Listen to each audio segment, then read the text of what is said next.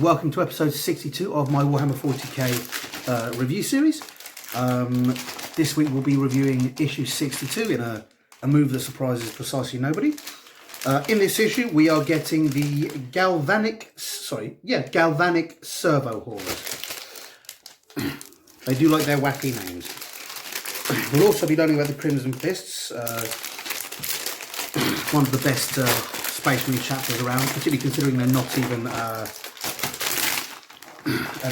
one of the original chapters.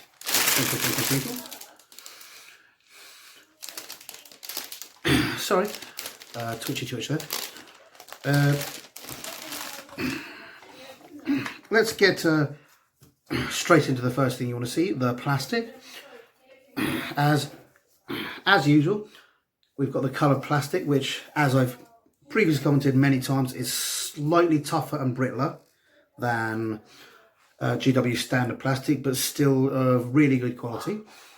This is one of the new kits, so all the bits are numbered for ease of assembly. This one isn't I don't think, going to be too difficult to assemble. It goes into two vehicles, which we can see on the front there. We've got the bigger one and the smaller one. The bigger one,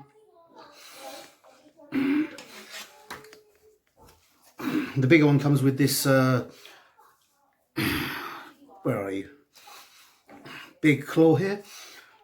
The smaller one comes with this little hose attachment there and some bits there. I'm not sure, maybe it's a flamethrower for cleaning things, maybe it's for dropping oil on. It doesn't look like it's a welding attachment. Usually GW would have like a little lighty thing on that, but you never know. It looks more sort of oily in that as well. So maybe that's for just oiling and repairing big machinery, I don't know. As we can see, lots of fantastic detail on there. Got that little screw there. Got lots of pieces. Looks really good. Bear with me, so I'm just going to close the door. Sorry about that, guys. The wonders of family. Got these awesome little techno shrines, little sort of transmitter bits and pieces, loads of cogs, very Mechanicus themed, very awesome, and some nice little extras, like a little toolkit there. You know, bits and pieces that would make fairly sweet additions to any model or anything you've got. Are there any other extras in the toolkit? No, just the toolkit. Yeah, just the nifty toolkit, which make a nice addition to a base, or would make a nice little objective marker if you needed more objective markers, which I don't think they would. They've given us loads of objective markers last week, but who knows? Maybe you'd want to toolkit as an objective marker. Sorry, got a bit of a sore throat. Right, let's dive straight in. We've got fantastic pictures on the cover, looking fairly good as always. The inside page, as always, the same bump we get, signed by Ian, our spiritual liege. And we have a recreation of what is one of the most iconic pieces of art GW have ever done. These are all Primaris Marines. If you're old enough to remember the white plastic beaky Marines, this is pretty much the same picture, although the other one, the original one, was a lot wider and a lot bigger. This is pretty much the same picture you got on the front of the box of the first set of plastic beaky Marines. So literally Wave 1, Edition 1 Marines. There were Marines before them, made out of lead, but these were GW's first plastic ones, and they were released in line with first edition 40k. And the chapter they chose to use for that box set was the Crimson Fists. So I've just knocked the camera out, so I'm just going to shift that back. And the picture looked pretty much similar to this, only instead of Primaris, it was full of beakies. and they were being surrounded and attacked by orcs, which again you can see just in the background. I know they look a bit like demons, but if you look closer, you can see they're actually the outline of orc badness. So that's pretty awesome. Is in line with what GW have been trying to do, which is sort of make some continuity between the new Space Marines and the old Space Marines. Obviously, they're really sort of trying to go out of their way to avoid upsetting people. As they did when they canned Warhammer Fantasy Battles, a lot of their customers were deeply upset because they'd invested a lot of money in it. One of the parallels that was drawn at the time was like, oh, it's like the game of golf. You know, the rules change regularly and so on and so forth.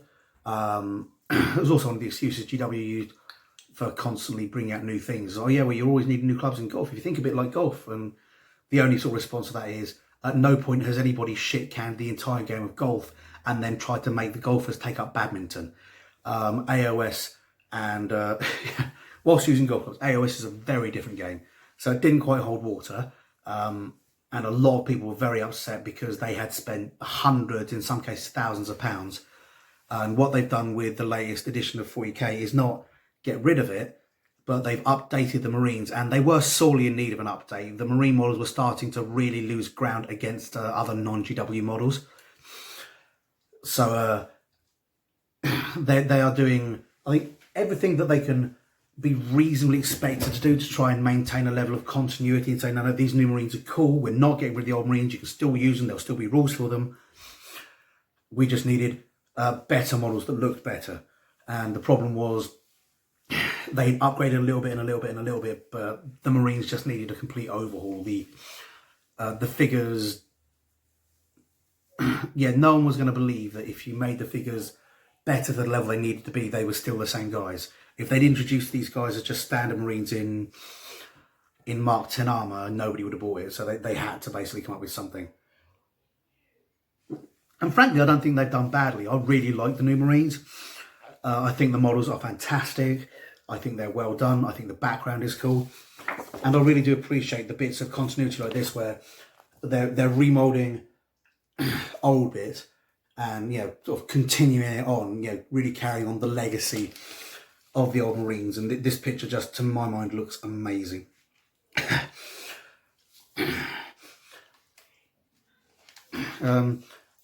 It says it, amongst the first of the Imperial Fist successors, the Crimson Fists have a history marked by terrible disaster and horrifying losses. Despite their misfortune, these brave defenders of the Imperium continue to battle humanity's enemies with the righteous fury and stubborn will of their Primarch Rogel Dawn. For those of you who don't know, I'm not going to ruin the book. There's a book called Rinsworld, which is named after the homeworld of the Crimson Fists, and it tells how the Crimson Fists lost about 800 of their number. That's enough of a spoiler. And then had to fight massive amounts of orcs, which again, enough of a spoiler, but yeah, it's always been the Crimson Fists are very few in number, but they're very brave and very cool because of it. If you get a chance, read Rinsworld, if I haven't spoiled it for you. It's one of the better GW novels, definitely one of the cooler and more upbeat ones. I really like that one. I really like the Salamanders novel, and I really like a lot of the new 40k novels, just because a lot of them, they provide a bit of a contrast to the Horus Heresy novels, which are fantastic, but they're a bit like, you know, they're the novel equivalent of the Atlantic movie. You know everything's going to go tits up in the end. It's kind of a long decline and a violent decline.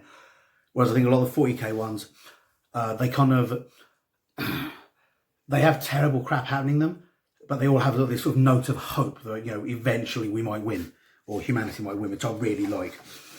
It goes through here some details. Homeworld, Rinsworld, Primarch Rogel Dawn, specialities, Orc Fighter and Siege Warfare and Bolter Drill, which makes sense with what I said. Famous battles, the Siege of New Rin City and the Battle of Traitor's Gorge. The Siege of New Rin City is in the novel I just mentioned. Again, sorry for the spoilers.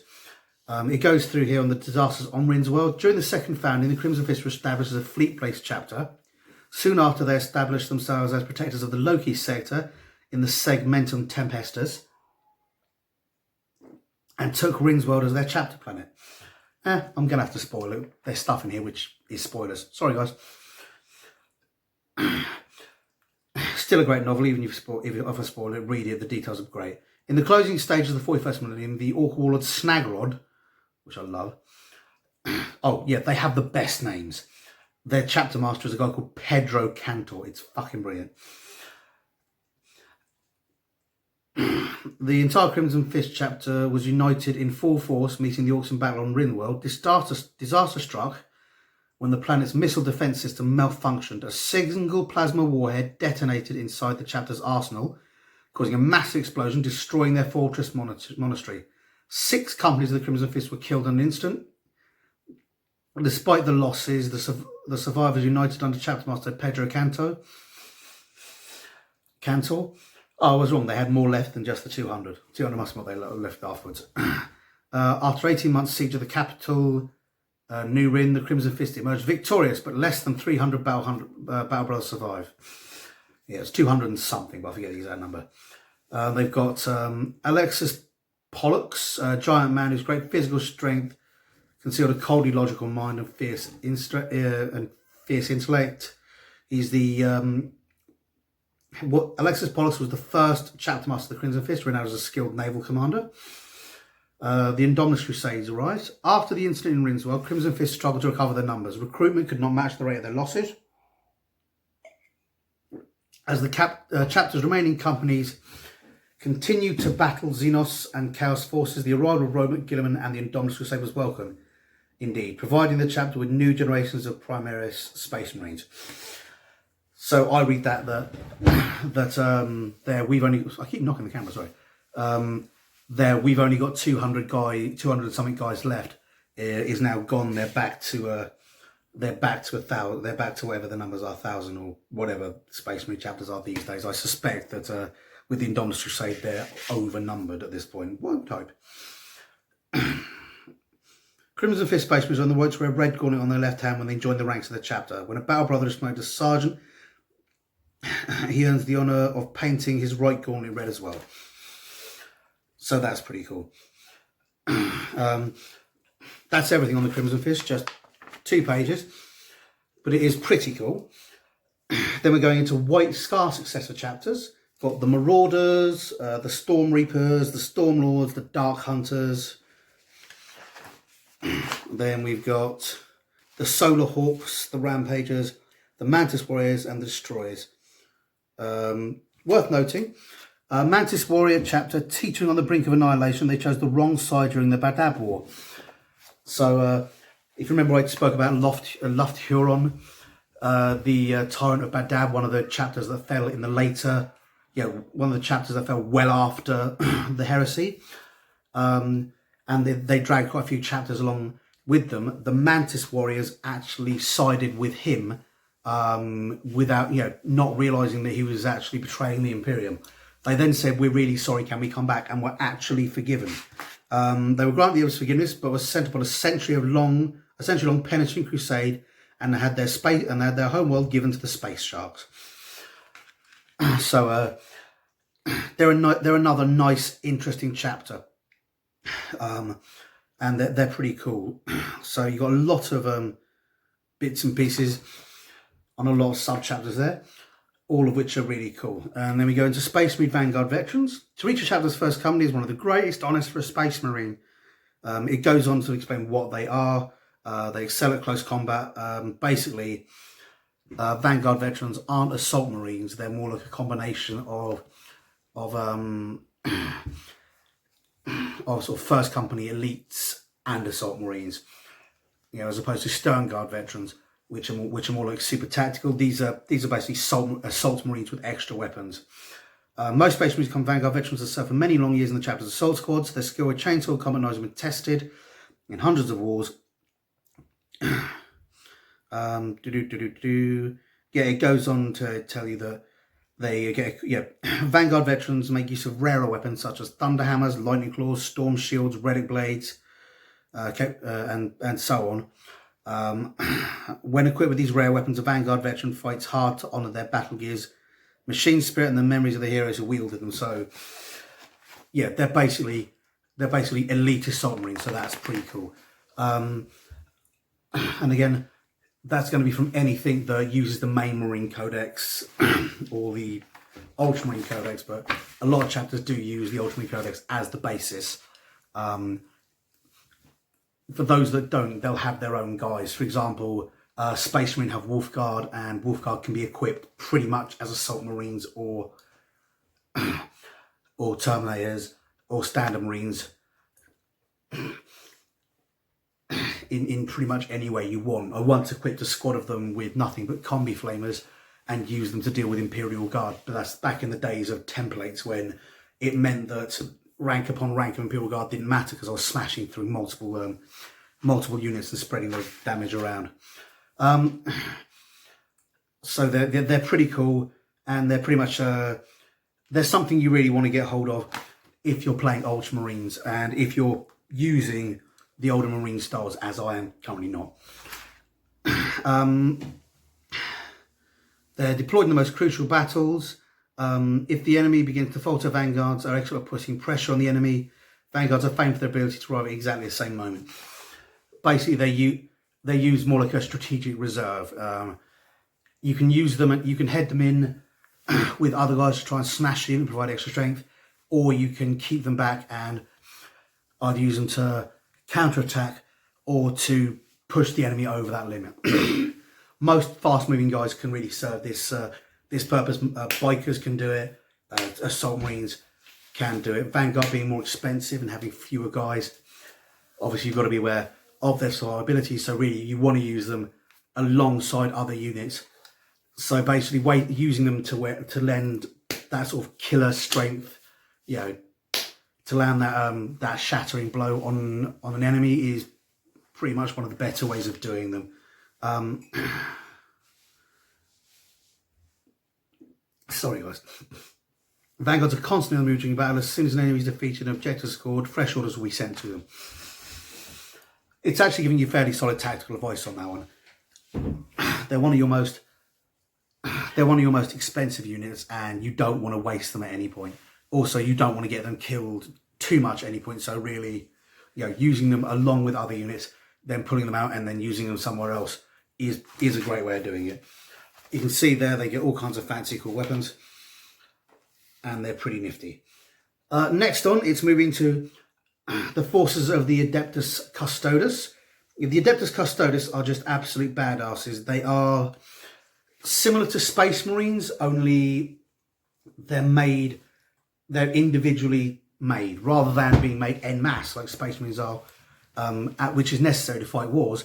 These guys, they pick the best of the best, and they gradually and slowly turn that guy into a warrior, adapting sort of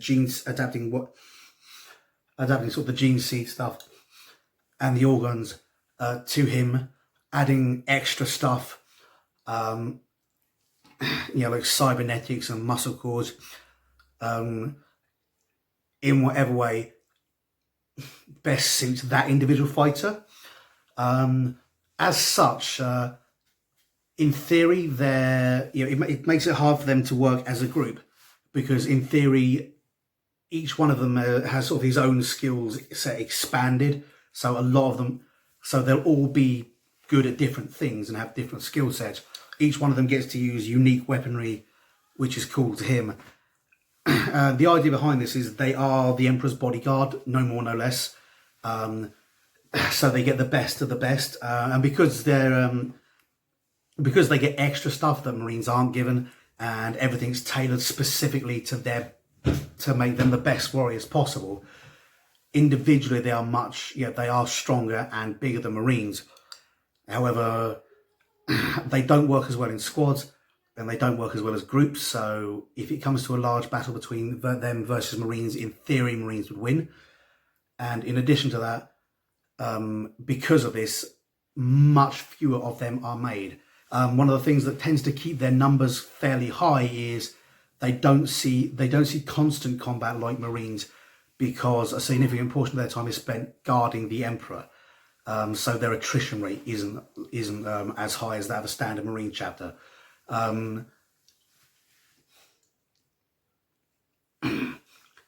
That isn't to say they don't see battle. Every one of them is a veteran of dozens of, if not hundreds of battles. It's just that they're not they're not a military unit, rather they're a bodyguarding unit, and again they're much more warriors than soldiers, each one being individually awesome. And again, this sort of centers around a similar philosophy to the chapter philosophy, in that because they're not units, because they're more their own guys, each individually loyal to the Emperor above everything else, it would be very difficult for any one of them to rally his subordinates underneath him against the Emperor.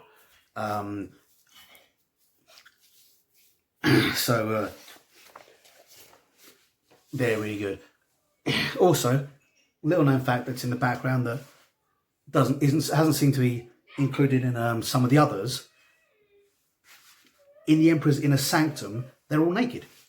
In order to make sure that nobody can sneak a weapon in, nobody can sneak a clone in, or anything else. The Adeptus Custodius that actually, and I don't know if this is still true, whether they've actually retconned it out. But at one point, the Adeptus Custodius that guarded the actual Emperor's room and the rooms around him were all stark naked, so that nobody could see their weapons. So if you've watched the text-to-speech device when they turn up in their armour, that wouldn't happen. They'd be stripped of their armour. They'd be stripped of their everything, so that you could guarantee it was them and there was no way they could hide anything. Which is pretty weird. There are quite a few, particularly in the older stuff, in the older stories and some of the older fluff, there are quite a few bits that are distinctly homoerotic. I'm not going to go any further than that, but if you read some of the older novels, you probably are aware what I mean. But basically, here it goes. For 10 millennia, the Adeptus Custodes have stood guard over the Emperor and defended the gates of his palace. Now, they have unsheathed their blades and walked in the stars in numbers not seen since the early days of the Great Crusade. Which is one of the reasons why we're seeing Custodes' armies out there. Basically, they enact the Emperor's will more directly, so they're out there more now. The reason you used to see them out there was because they stayed with the Emperor. And they have been out doing things all the time since then, but it'd be in small squads and specific bits. And they again, as it says here, they mostly guarded the palace. What is going on with that sword? There is a weird pitch. I think someone's made some sort of copy and paste error here. I think the idea was to line that sword up with a back sword so it went over, but they've slipped it a bit forwards. That is the first real error I've noticed with the pictures on these things. I haven't noticed one since then. But it's nice to know that the people who make this aren't custodians, they're just human. But yeah, sorry, sore throat. The Adeptus Custodes is also worth knowing.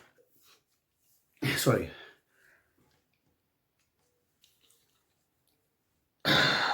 Just gaining control of that. But yeah, the Adeptus Custodes are now much more active. And it's also noting that despite the fact that in the fluff they're all individual warriors, obviously in the armies they're much more organised and much more same-ish, because that's kind of how it needs to work on the table. You can't have too many different things, otherwise it would bog the game down. So while they're all absolutely individual, they still work on the tabletop under with block stats. Your Custodes Terminators working, tend to work one way. Your basic Custodes work another way. Your Custodes on bikes again have the same, all carry roughly the same. Well, all carry the same stats. I think you have a few more options with weapons, from what I understand. I haven't actually had a deep look at them, but yeah, the uber individuality is primarily a fluff thing only. It goes here: the Adeptus Custodes are the most powerful warriors in the Imperium.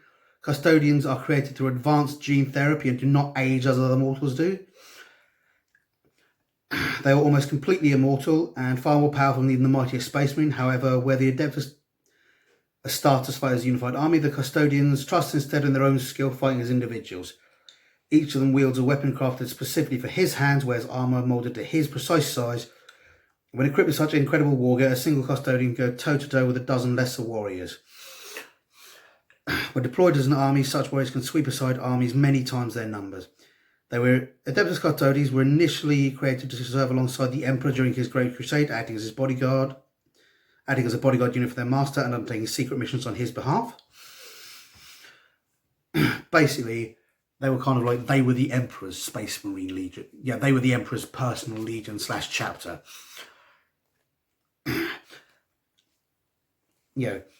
As with any single leader, and particularly any kind of more fascist-based leader, and the Emperor, let's be fair, was a bit of a fascist.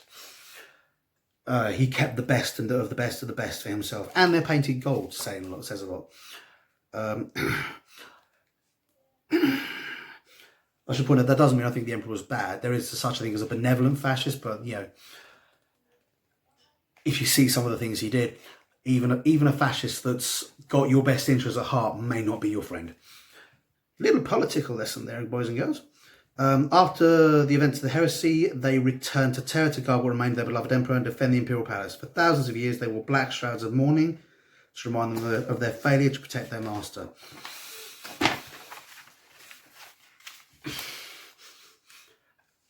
Custodes strike back. When Robert Gideon went to Terra after his resurrection, he was immediately reinstated as Lord Commander of the Imperium.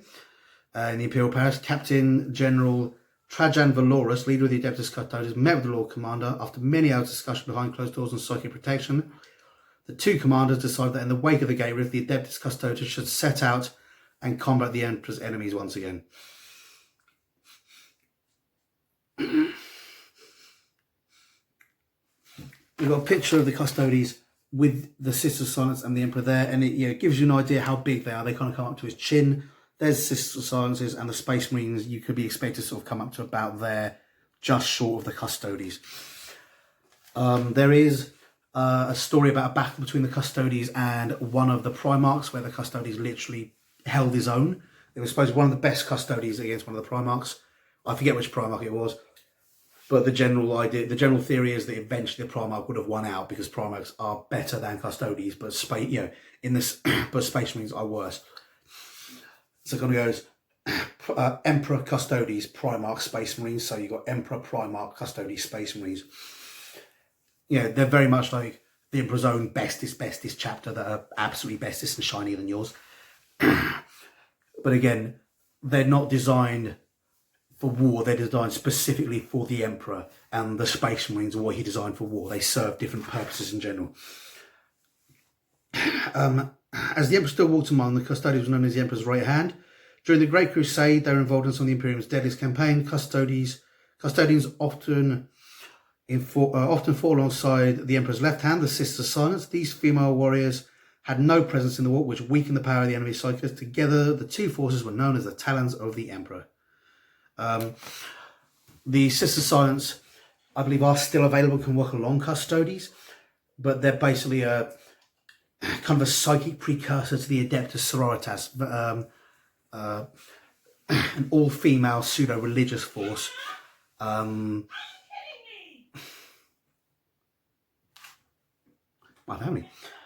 That worked, that again were directly loyal to the Emperor. There were psychic voids, and that disrupted psychers. One of the reasons that, for example, Prospero fell to the Space Wars was because the Emperor sent both Custodes and Sisters of Science along with the Space Wars. Now, the Emperor's intent wasn't what happened. The Emperor didn't intend for Magnus the Red to be killed, but rather be dragged back to Terra. Who knows what was going to happen there? Maybe you get an explanation, don't know. But yeah, they were supplied to help the Space Wars fighting their battle, and the Space Wars went for the throat because that's what they were told to do by Horus, and they still trust him at that point. But yeah, the Sisters, the Custodes lent a lot of strength to the Space Wars, and the Sisters of Silence prevented the Thousand Suns using their considerable psychic abilities against the Space Wars.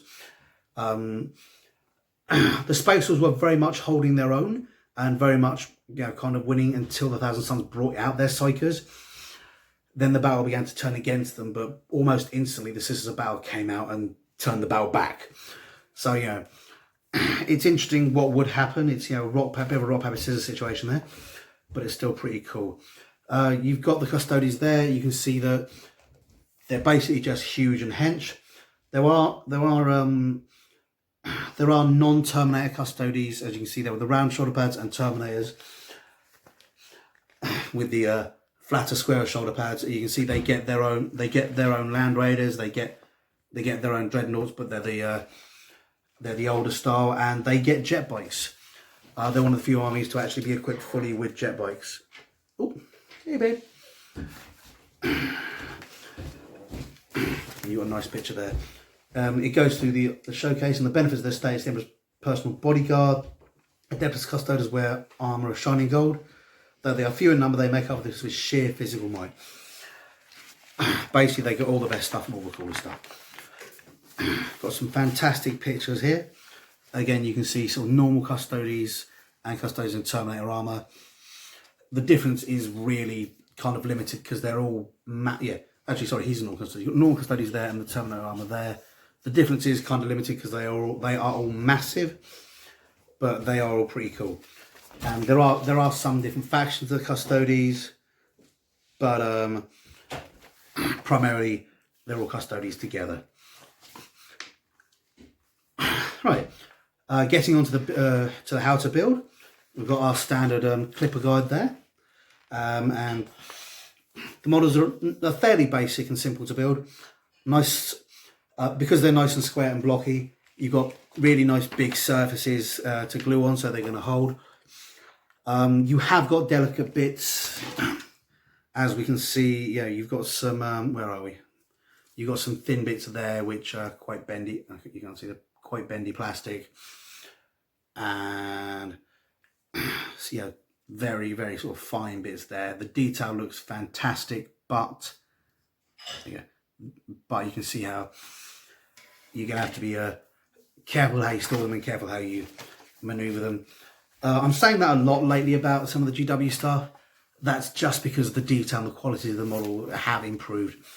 There's nothing, if they didn't make so many cool details, you wouldn't get so many damageable bits, but there's nothing stopping you trimming them down to begin with if you think they're just going to break and look bad, and so on and so forth. A lot of the thin bits you could replace with brass rods and things like that if you wanted to make them a little tougher. But again, that's up to you and how much work you want to do. I've got the painted guide for the servo haulers. Using a lot of paints on this one, as you can see. They're going for a nice red, and yeah, as you see, they're washing it down, dry brushing it down. That's certainly one way you could paint them. It's going to make them look really good and pop. And there are certainly other ways you could paint them. Here you can see they've gone for the dirty yellow, a dirty darker red, and a yellow. They're all equally good. Although yellow might be trickier to paint because yellow's a pain. But yeah, we've got descriptions of the galvanic servo haulers. You got the galvanic servo hauler lifter and the galvanic servo hauler tractor. Again, I'm not sure what the arm's for. Oh, it's a welding torch. It doesn't look much like a welding torch. There's no ignition piece. But yeah, the little arm is apparently a welding torch. There are some rules to go with them.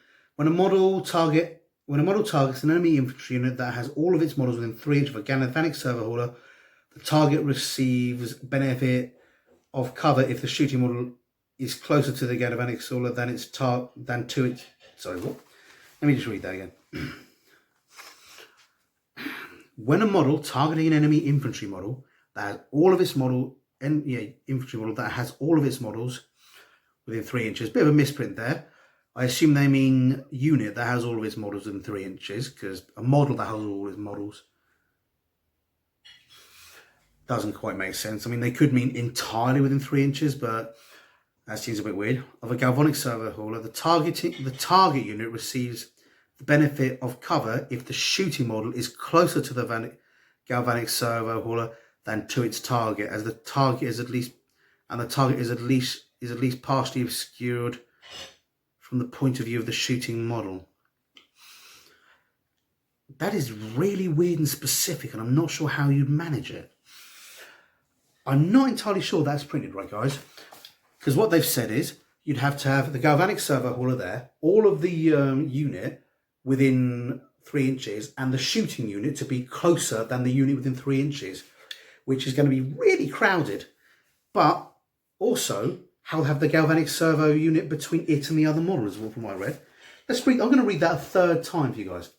When a model targets an enemy infantry model that has all of its models within 3 inches of a galvanic servo hauler, the target unit receives the benefit of cover if the shooting model is closer to the galvanic servo unit than it is to its target.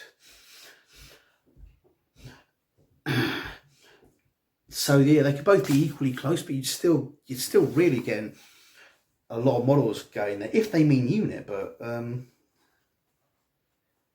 and the target is at least partially obscured from the point of view of the shooting model. So let's say this is your model. This is the galvanic servo hauler. Your model has to be here, and the other model has to be there, and you have to be closer to the galvanic servo hauler than you are to your model, and all the other guys in the unit have to be within 3 inches. So the galvanic servo haulers aren't that big. I can see that working, but you'd be very crowded. And they'd have to be at least partially obscured. That sounds quite difficult to do for a full unit of guys. For 10 units of guys, the galvanic servo haulers really aren't that big. I'm wondering if, and that's a very convoluted, complex sounding rule. I'm wondering if perhaps there's a misprint. Well, there's definitely a misprint, because it says when a model targets an enemy infantry model that has all of its models. So there's definitely some kind of misprint there. But if we just read that as unit, it's still, the shooting model has to be closer to the galvanic servo hauler than it is to the model it's shooting, and that model has to be partially in cover. And if you're going to be that close, and you've got an entire unit around it, it does sound a bit like, particularly with, say, for example, a Space Marine unit, that you're very likely to have a model that isn't partially covered, that is well within sight to shoot, that is closer to you than the galvanic servo hauler. But, that's what the rule says. Unless I'm reading it wrong. If you guys have got a better interpretation, get back to me, put it in the comments, explain it to me, and I'll be glad to know better. Sorry, I'll be glad to know better because you explained it to me, not to know better because I'm a smart ass. Although I am a smart ass. Alright, servo hauler examples. That makes no sense. That's better.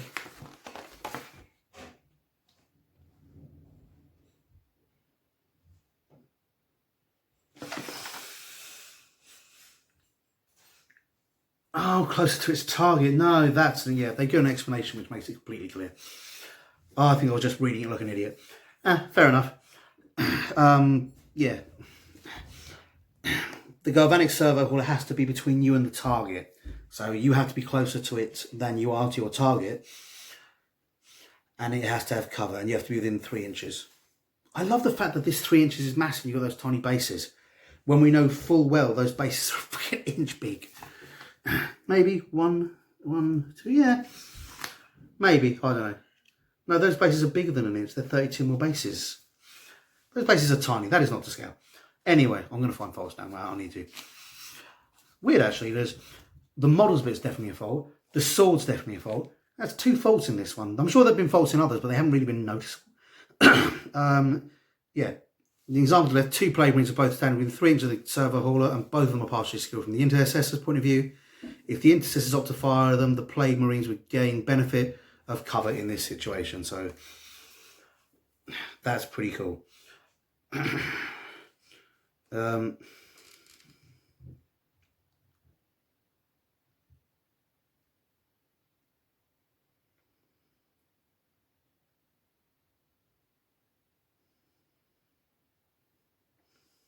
Here the Plague Marines are partially obscured at this point, and the Poxwalkers are fully, but one of the Poxwalkers is fully visible. Both units receive the benefit of cover because the Poxwalkers are within 3 inches of the servo hauler, and the shooter is closer to the servo hauler than the Poxwalker, So apparently in this case, because they're within 3 inches and some of them are in cover, they get the benefit of cover. That's cool. Model's eye view. It goes on about model's eye view, which is true line of sight. If you're not sure what that is, that's when you get right down and try and place your eye directly behind the model, so you can kind of see as close as possible. If you find that difficult, there are plenty of awesome laser pointers and laser line pointers. Laser pointers are where it's just like a standard laser pointer. It points a laser beam. So if you get it down behind the model or in front of the model, you can create a beam of light. Line pointers are really awesome. They create a line. They have a laser line that they create, which creates a line along something, and you can literally, it's like having a laser draw a line across the table. So you have a straight line, and you can literally see whether something's in the way. They're really good. Army Painter do some. Quite a couple of other companies do them. Check them out.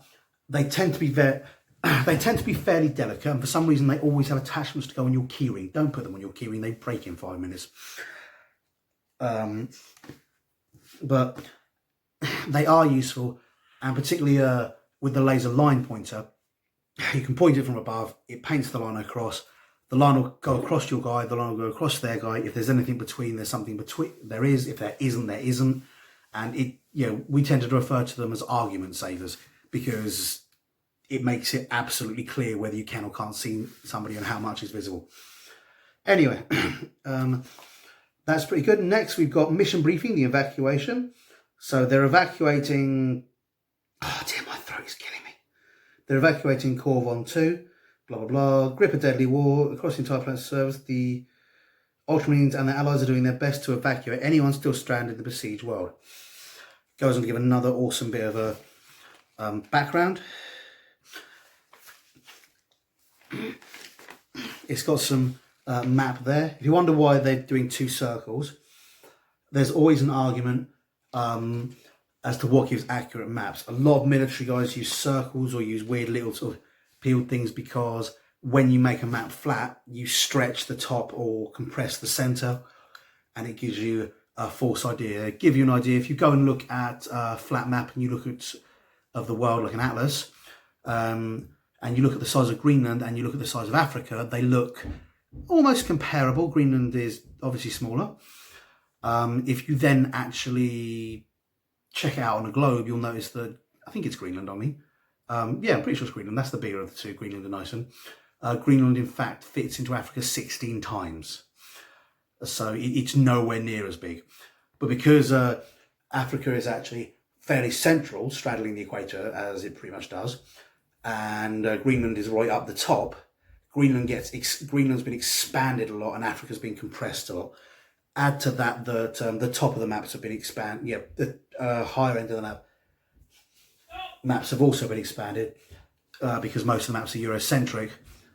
And that's not like a racist thing. Basically, it means the stuff kind of in the northern hemisphere and at the top and at the bottom looks bigger than the stuff in the middle and some of the stuff in the southern hemisphere.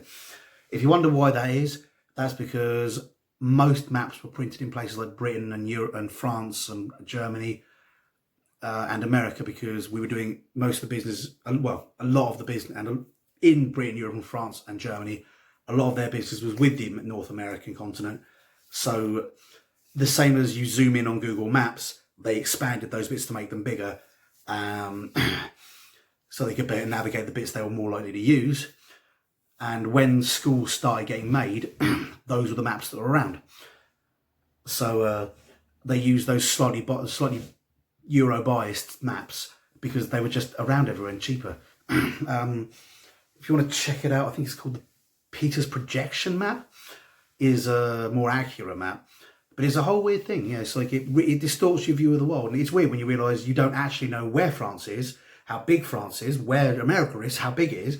All the stuff that you've kind of got in your head is because of a trade map that was designed for people trading between Europe and America. So it's all a bit weird. But that's the reason you see a lot of these round maps, and even some of the weirder maps, is because where they're compressed at the top, and you can see that the lines compress, they actually give a more accurate idea of space. And you can see where the lines narrow up as it goes round because it's trying to present the curve of the planet. It's just one of the many difficulties in trying to give a two-dimensional representation of a three-dimensional thing. Suck it, flat earthers.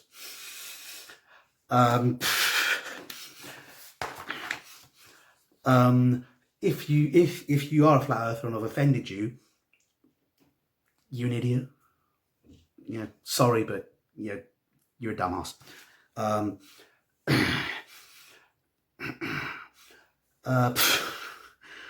jeez. The Hauler Heist. 2 galvanic server stand idle in an abandoned loading bay. The Space Marines move into the factory, looking to reactivate the machines and use them to tear down Death Guard barricades and fences. They are not alone. The Death Guard lie in wait. You've got some cool stuff there. A nice small one this time. You're only using one of the battle sheets. The armies are still reasonable size armies. A little more compact than last time. You've got Death Guard 3 command points with a Lord of Contagion, 7 Plague Marines, 10 Cultists, and 12 Poxwalkers. So solid numbers, but again going with the Horde mentality. Whereas the Space Marines, 3 command points, Primaris Captain, 5 Intercessors, 3 Aggressors, and 5 Scouts. So fewer numbers, but again, better guys. The Death Guard player deploys their units first. The Space Marine player may then deploy their Scouts using concealed position ability. The rest of the Space Marines move onto the board at the start of the movement phase, and the Space Marine player takes first turn. So a little bit of an advantage there to the Space Marine players in that they get to set their Scouts up concealed, and in reaction to how the Death Guards have done it, they get to move their Marines on, which means they come on from a specific point and then can move in. So they've got the disadvantage that they're not starting on the board, but they do have the advantage that when they come on, they can come on in a way that's reactive to the Death Guard to a certain extent. It's always worth considering what advantages and disadvantages you get when doing that. It means you're further away. It means you're using your movement just to get set up in position rather than getting 6 inches forward or 12 inches forward in a deployment zone. So it will take you longer to get into weapon range or into combat, but it also has the advantages of being used to balance out the encounter. And this is always something worth considering. You don't just have to use RB points to balance out the encounter. You can use the way it's set up, what the objectives are, how you enter the board, where you enter the board. There are a lot of things you can use to balance out the encounter and make it so that if you want one side to have a tumble troop, say you're looking at a kind of Rorke's Rift scenario where you've got a few guys desperately trying to defend from a horde, there are ways you can actually run encounters like that without them just being a whitewash. Where are we? Victory conditions. The first player to eliminate Sorry guys, I'll try that again. The first player to eliminate an enemy unit, 1 victory point. Enemy warlord slain, 1 victory point. Each objective controlled, 1 victory point, and the game lasts for 5 rounds. That's going to be good and tricky because you've got 2 units there. It is worth noting the bigger of the units, so the one with the bigger 3-inch radius, because obviously measuring from the edge of the model, is on this side, so you've got more cover on this side. But you will have to go past the Death Guard deployment zone to get to the other units. There's a reasonable amount of cover there. There's some cover in the deployment zone, but you're going to have to really take advantage of that cover where you do it. And the Marines have, again, a reasonable amount of cover, but not too much. So that looks like it's going to be another fantastic mission. Right, next week we have got another sprue, just like the one I've just sent off, containing Poxwalkers. So that's really good. It really means you're going to be able to get a lot of troops on the table. Sucks in terms of painting. Side Death Guard players, you're doing a lot more painting than the Ultramarine players. But you knew that when you chose Death Guard. It's going to be covering Death Guard reinforcements. Sorry, it's Death Guard reinforcements, which are those guys. It's going to be covering Death Shroud Terminators and Discover the Eldari. So yet another alien race, kind of completing your education about the 40k universe. Week after that, we've got Astro Granite again. So week 63 is going to be fairly good value for money. Oh, I didn't check the value for money on these. I will pause in a second to do that. Week 63 is going to be fairly good value for money. Week 64 not so much because it has just a pot of Astro Granite. You get an Astro Granite refill, the Soul system, and highlighting your models. So some more painting ideas. some more details on how the Sol system and how Earth works and the state of it in the 40k universe, and it is very, very different. And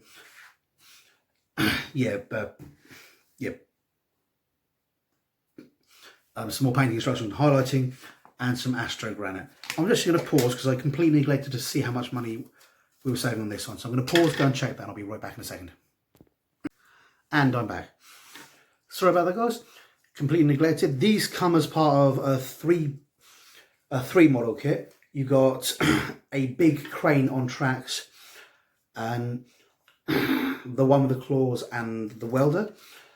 Given the size of the big one on tracks, I'm sort of going to guesstimate that these two consist of about half the kit rather than a third. And the kit itself costs £30, so you're getting about £15 worth of model off of this issue, which means you're saving about £7, which is a fantastic saving. Still making out like a fiend from these things. Yeah. Anyway, yeah, those are what's coming in the next two issues. That's it from me. I'm keeping these, so no quiz this week. There will be a quiz next week where I'll be giving those away, so tune in for that one. And I hope you guys enjoyed this, and I'll see you guys next week. Hi guys, hope you enjoyed that video, and if you did, remember to like and subscribe to my channel. I'm also on Facebook and Twitter. Not sure why, but I am. So if you like it, see me there, and please tell your friends. Thanks very much. Bye.